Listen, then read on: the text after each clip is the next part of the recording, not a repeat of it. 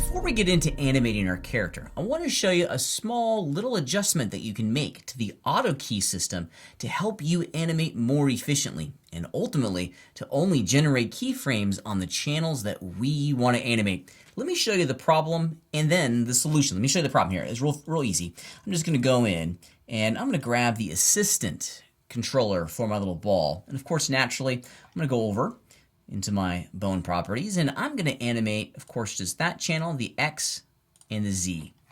If we move our playhead forward, and please note that I have the Autokey system on, it's this little blue dot down over here. If I now move my playhead forward to like frame 50 and transform my object, you can see that the computer's automatically going to go in and autokey this. But check it out. Look at what it autokeys for us. It keys all of the animation channels for this object, which is not what I want. I just wanted to animate the location X channel and the location Z channel. I don't want all of this stuff. Yeah, that's a lot of keyframes to manage. I'm not even going to be animating the scale, and I'm only going to be animating the rotation of one channel. I have more keyframes and more animation channels that I would like. Well, luckily for us, there's one small addition, one small change to the Autokey system that will filter only or create keyframes only on the channels that are existing and are already available to us. Let me show you how to do this. It's really easy. I'm going to go back in time, hit the undo key a couple moments. There we go. And I've gone back in time before I started animating, so before any of the keyframes have been established and created for this object. Now, the place that we need to go is into our global preferences, our global Blender preferences, and you can find that under the edit pull-down menu at the top of the screen. And specifically where we're going here is that we're going to go into the animation collection of tools. And in the middle here, under the keyframing section, it says auto keyframing. This is all about auto keying for the most part. And what we need to turn on is only insert available.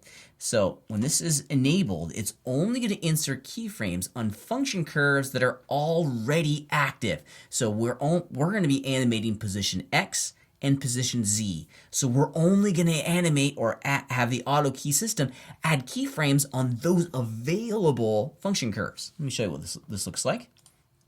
All right, same thing as before. I have my assistant selected. If I go over into my bone properties, not my object properties, my bone properties, I'm going to activate the keyframes on location X and location Z. Autokey system's on. I can see the little blue dot down there over by my play button.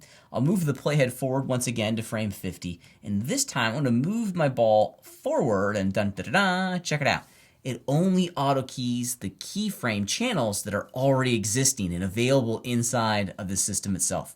If we examine the contents of the dope sheet, this is once again reinforced because here is the ball, here's the action, which we'll talk more about later in the course, and most importantly, this is the assistant. This is the physical control locator, and check it out.